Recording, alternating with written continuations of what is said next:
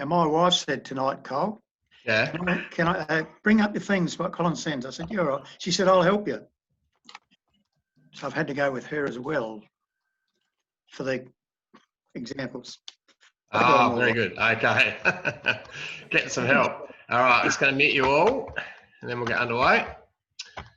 Okay, some things before we get to the video. A couple of milestones. James Pratt and Matthew Raymond, both fieldies, are up to their 50th game, so well done to you guys. We've had some feedback about umpires going into women's rooms before the game to meet a coach. You're all doing the right thing by going to meet the coach before a game, but we have to be a little bit careful with the women's footy because if we go into a change room and one of the girls is getting changed, then we're at risk of getting some unsavoury accusations. So just from here on in, if you're doing a women's or under 18 girls game, don't enter the change rooms. I still want you to go meet the coaches. Just ask someone to go inside and get the coach to come out with a simple solution. So if we could make sure we do that from here on in, that would be appreciated. Can I just stop you there and ask you a question? Sure. At Broadview, the under 17 girls, the Broadview change room's actually in the same room. So it makes it very difficult to walk through without going to the umpires room. It's a bit awkward. All right, well, maybe if you have to walk through, mate, just ask for all clear before you go through. Get someone to allow you to. I'm wondering whether we could just get a partition or something put there for those games. Sure. Well, for the meantime, while there's not that, just ask for permission before you enter the change rooms if you have to go through. But preferably, don't enter the change rooms and just make sure we don't get the finger pointed at us for any reason.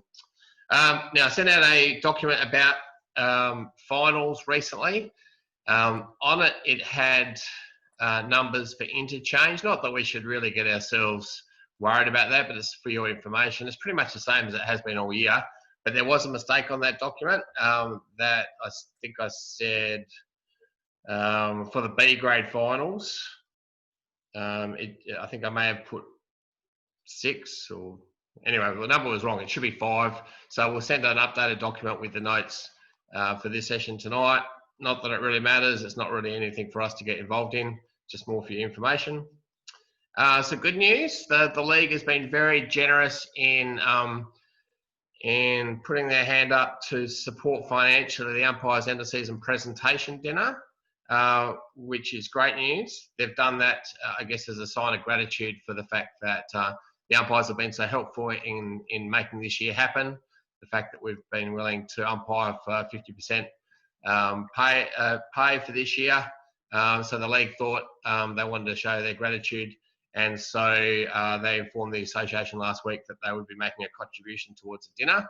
I guess all it does is really put the money that would have been collected from memberships has now been put in by the league, which means the price of the dinner will be similar, but so there will be a cost, but the association is working on a venue and details will come in due course. There is a date, so keep aside Saturday, October the 31st, so that we can celebrate the season that was and come together for the first time this year or since the pre-season. So it'll be a big night.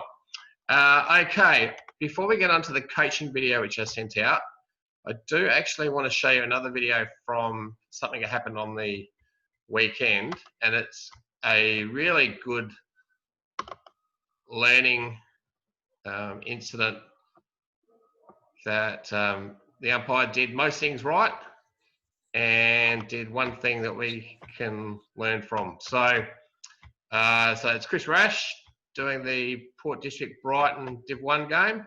We'll just let the video play.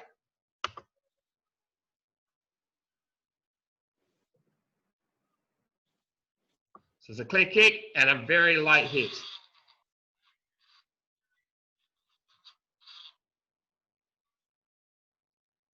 So first point I want to make from this video is that Rashid did the right thing in delaying his vision on the last act of play. And then the Brighton player came in late, jumped in the air, collected the Port District player high. So especially for first year umpires, take note of the importance of keeping your eye on the last active player in this instance. If you had been too quick to shift your head downfield, you would have missed that. So excellent observation. Then obviously realising it was a red card, ran in to try and control the situation. This is one of these situations, if we don't act, it can get out of control. Rashi's doing his best to let them all know that he's taking some action, pulls his red card out, shows to everyone so people know that there's something happening. And by getting that player off the field, there's therefore no need for retaliations. Player had actually just been sent off a yellow card just previous to that. If you're interested in having another look at some of the Brighton Port District dartfish replay, it's about 136.50, I think it is. So player ended up receiving an offer for 3 games, which he's accepted today, so doesn't have to go to tribunal. Now the point that we can learn from, because Rashi did everything right, so in the end, the other thing he does is before we get play going, he's notifying the runner. You can see that here. Remember, for any yellow or red card, we need to notify the runner of the details. He's letting the runner know what's going on. And so it was a free downfield, obviously. Now, the one thing that Rashi mucked up, which we can learn from, is he didn't have a pen and paper on him, and he didn't check the interchange report after the game, and he went on his memory. So he remembered it as it being Brighton number 32. In fact, it was Brighton number 33. Fortunately, before the club was notified, it was picked up on video that there was an error, but the wrong play was put into the app. And yeah, I guess what we can learn from that is it's worth taking a pen and paper or pencil and paper and put it in your back pocket so you can take a note.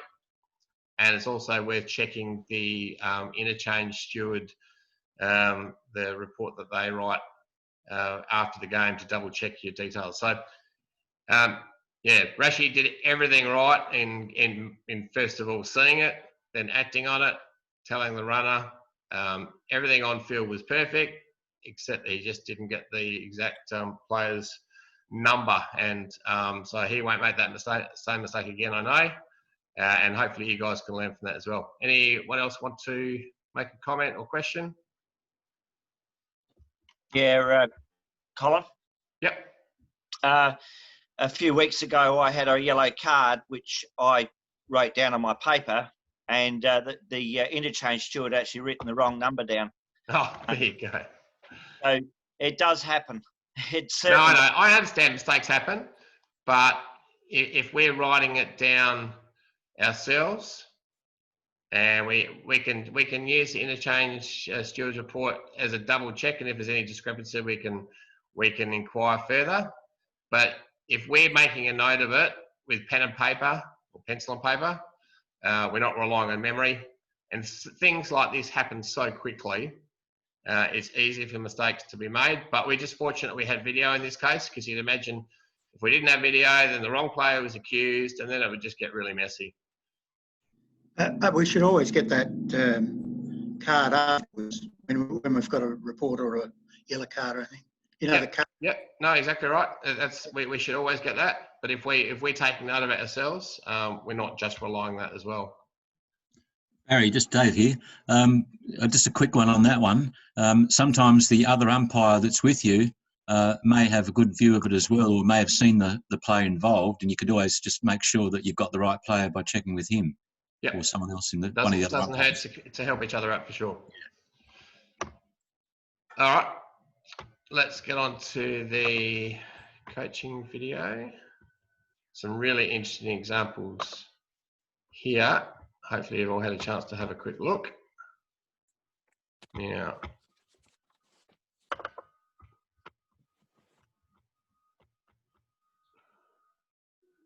so we've got 5 decisions to have a look through. Gonna let me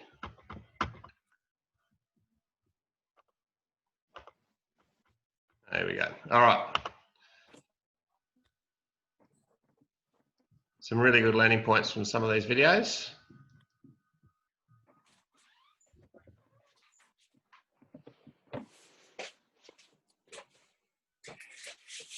Hello. Okay. Now, if I can get Darren Hollingworth to have a go at that one. Unmute yourself, mate. Can you hear me now, Colin? Yep, all good. Yeah, good. So I had trouble with my mic, but I'm all fixed. Okay, so that example one, player had the ball, steadied, had time to kick or handball, was tackled. Didn't, the ball fell to the ground, so holding the ball. Okay, well explained. Does anyone want to add anything to that or put a different point of view across? Okay, I think we all agree that these days footy wants that paid holding the ball. There is an argument, if we're looking back the way we used to adjudicate it, that he's taken the ball and immediately gone to kick it. So he hasn't really had that much of a prior opportunity. And in the attempt to kick, the ball spilt free. In the way we used to adjudicate it, I would have been wanting that play on for that reason. But these days, with the tightening of the hold in the ball, you can argue that he could have got a handball out before he went to kick. So that was his prior opportunity. But yeah, footy, people watching footy just expect that one to be paid these days. So we can justify it. And as with a couple of examples here, the 50-50 calls, we used to say, you know, err on the side of the ball player, don't call it. These days it's err on the side of playing, holding the ball and pay it. So yes, holding the ball was the right answer for that one.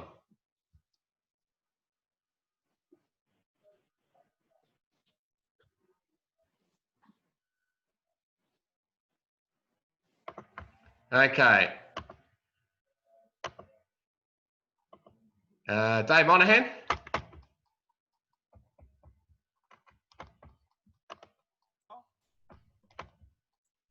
Can you hear me?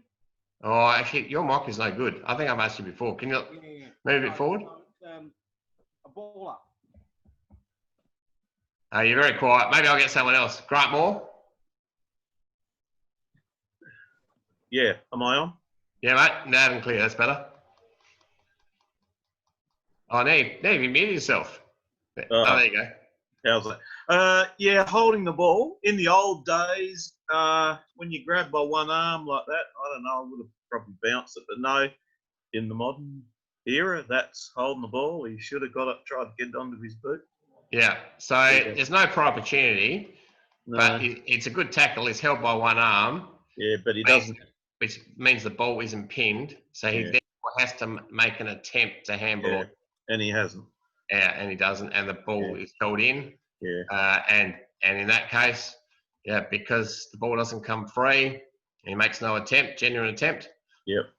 So, yep, we agree with that. 2 holding the ball decisions so far. Cool.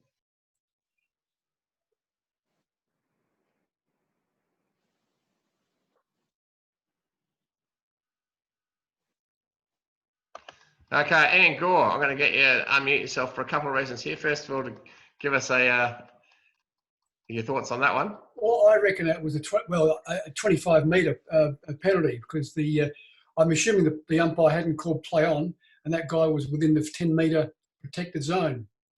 Yeah, I agree. It's 25. What you want to see from the opposition players in that protected zone is an effort to leave the protected zone. And in that case, he doesn't. He just loiters. And because he loiters, the moment the player does play on, he's therefore in the way.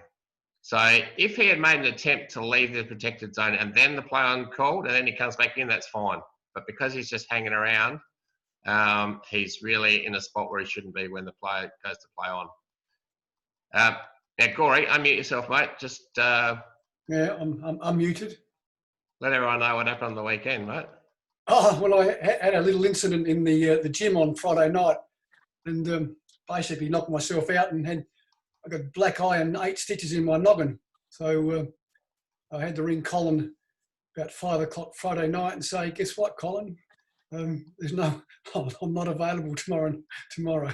You're actually looking a lot better than what I thought. I was expecting to see some real damage here drugs on will the be- video, but so anyway, good to see you made it through, Gory. Yeah, we're having some bad luck with the group lately. Howard Noble stuck his hand in a lawnmower today, and Rob Lombardi went for a warm up on Saturday morning and did his calf. There's a few other umpires that are ruling themselves out at the moment, so yeah, I don't know, not having much luck. But yeah, good to see you looking better, Gory, and good news is he's going to be umpiring again this week. All right, example number 4.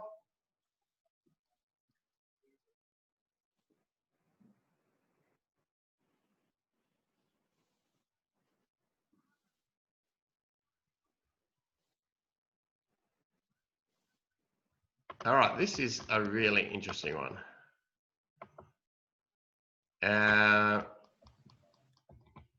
Trying to find someone that doesn't normally answer. There's a lot of guys here that don't want to put their face on the video. Frankie, you want to have a go at this one? He's a Port supporter. I know what the answer will be. Yeah, it's a good call there, Glory. No, look, he's definitely had prior opportunity. I guess what you've got to decide is if in that prior he's had long enough by the time he's tackled, whether you're going to pay holding the ball, or it looks like on that vision he has got a handball away, so you could argue it could be play on as well. What would you do, Frank? Yeah, it depends how you see it, I guess. How did you see it? What would you do, mate? Oh, he's dropped out. All right. So, yes, he summed up a couple of the key points there. There is a definite prior opportunity, legal tackle.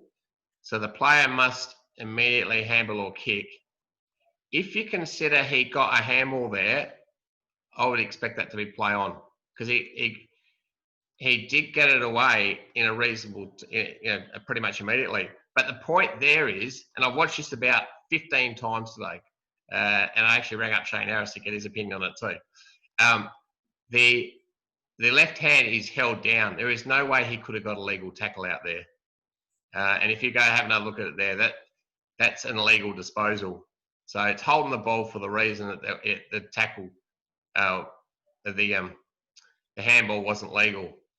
But as I said, if you consider he got a handball there, it's actually play on. But holding the ball is the answer that would be expected in this case. And I guess the importance from a positioning point of view for an umpire is to get an angle on it so you can see if there's a legal handball or not. So yeah, very interesting one. Last one's a bit easier.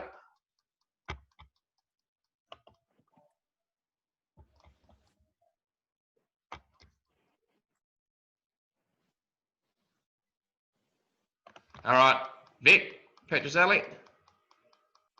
Hear me, Cole? Yeah, mate. So the player kicks the ball and is tackled to the ground after the disposal. So there's a free kick down the ground. Yeah, correct. FAD is knocked to the ground after the kick, and just like in the example we're looking with Rashi earlier on, so the vision on the last act of play is crucial to be able to pick up those ones. All right, I'll move through a few of these examples. There's a few basic ones here, and there's a couple of interesting ones. So need to protect the ball player. Keep an eye out for the obvious and blatant free kicks that protect the player going for the ball. So in this case here, arm go over the shoulders. Don't read too much into it.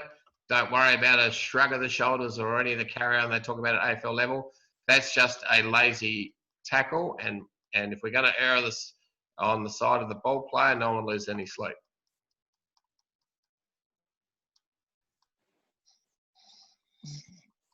To pay the first free is the key to good umpiring.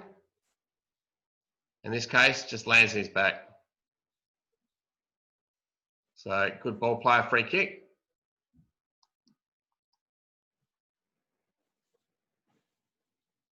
So as I just said, erring on the side of the ball player is one of our key mottos.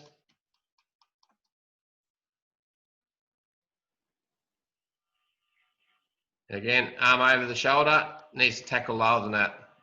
No one is going to complain with those type of free kicks.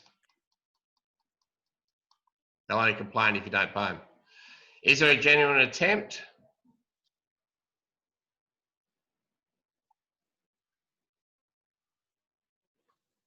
Clearly just happy to hold on to it and cause a ball up. Perhaps the umpire could have delayed the whistle just slightly longer there.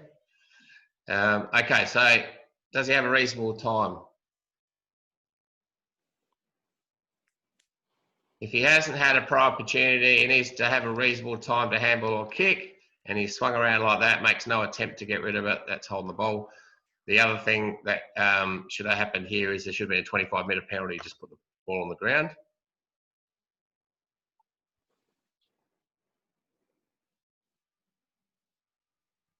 So this is an interesting one.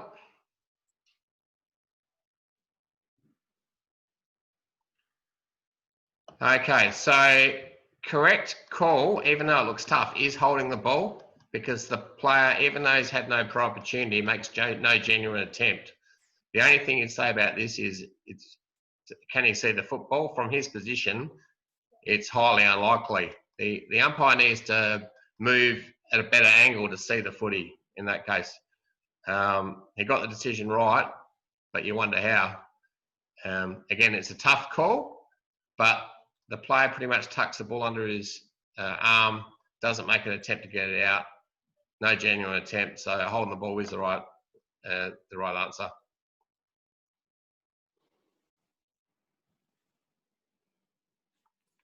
So can we see the ball player's head and shoulders? If you can't, you need to move quickly so you can. If you see the ball player's head and shoulders, you see free kicks like this. And if you miss those, then we start having issues, real problems. So reacting to the obvious and blatant, another one of our key sayings. This is a really, really interesting example. I love this example.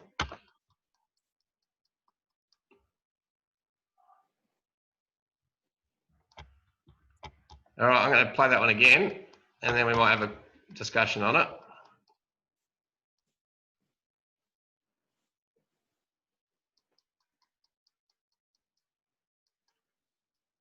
Sam, did you want to come on and talk us through that one?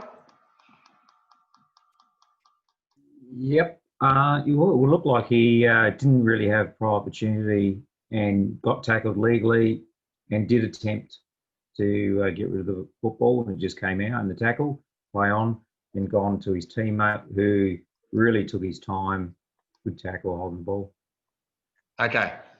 So the only thing I disagree with you with that one is, I don't know whether there was a lot of time with that, the second one. Definitely the first one, no prior opportunity, makes an attempt to handball. Even though he doesn't connect on it, the ball spills free while he's trying to make a handball. So right decision is play on. The second one, I still don't think there's any prior opportunity, but there's no genuine attempt to handball or kick, and the ball just spills out. So that's why and this is the really fine line between play on and holding the ball in a lot of these cases. So just watching again, so I love the example so much. Just shows you how difficult the rule is to adjudicate.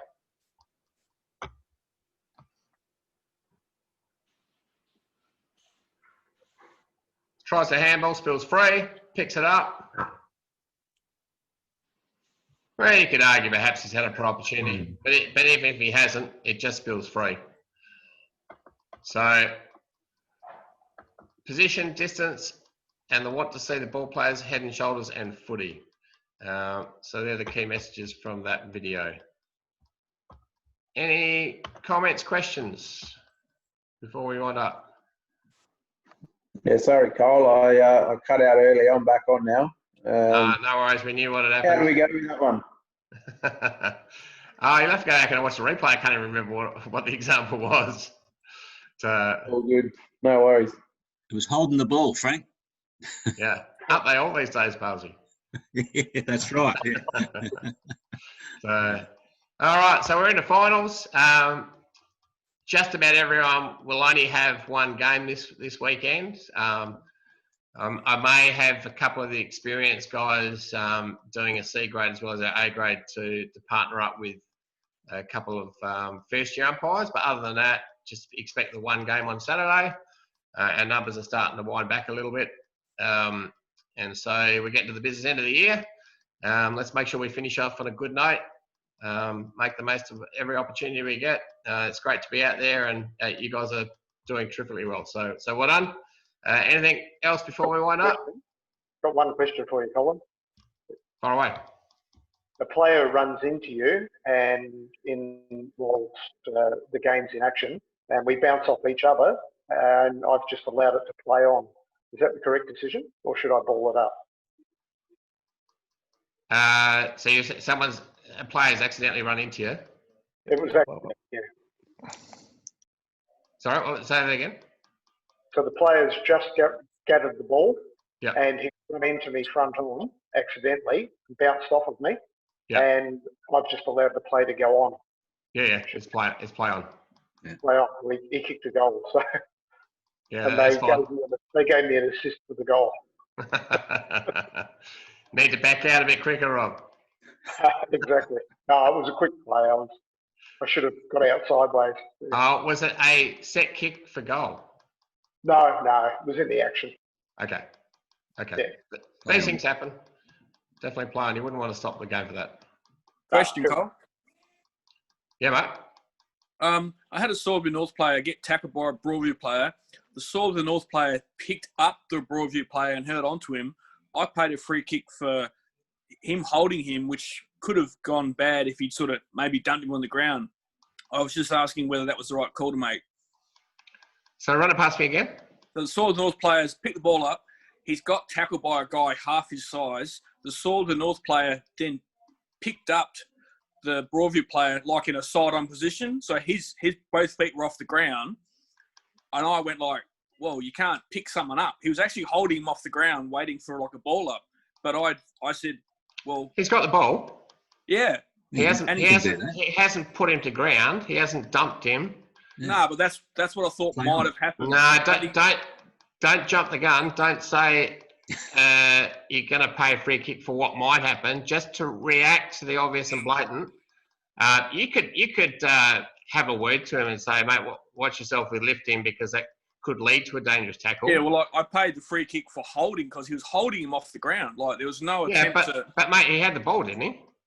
Yeah, but then he picked up the guy who tackled him, which even Dale said I've never seen that before, and I paid a free. It does sound unusual, but if he's tackling him when he has the ball and he hasn't there's no dangerous tackle to the ground, mate, you can have a chat to him, but there's no free kick in that instance.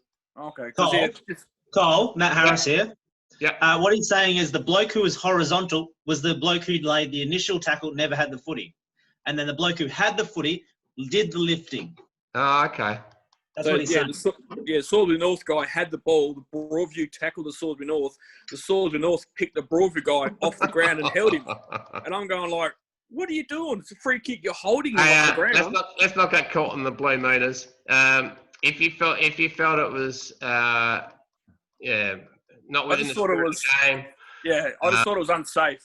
I would have told him to get a room. Yeah, I reckon you're probably best in that situation just have a word to him. That would be my. So would that be a ball up in that scenario then?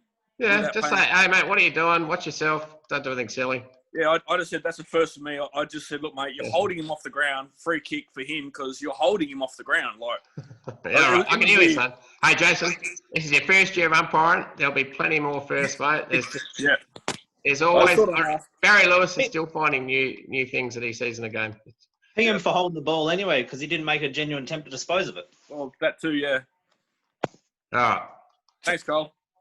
Tell him to leave the small guys alone, Cole. I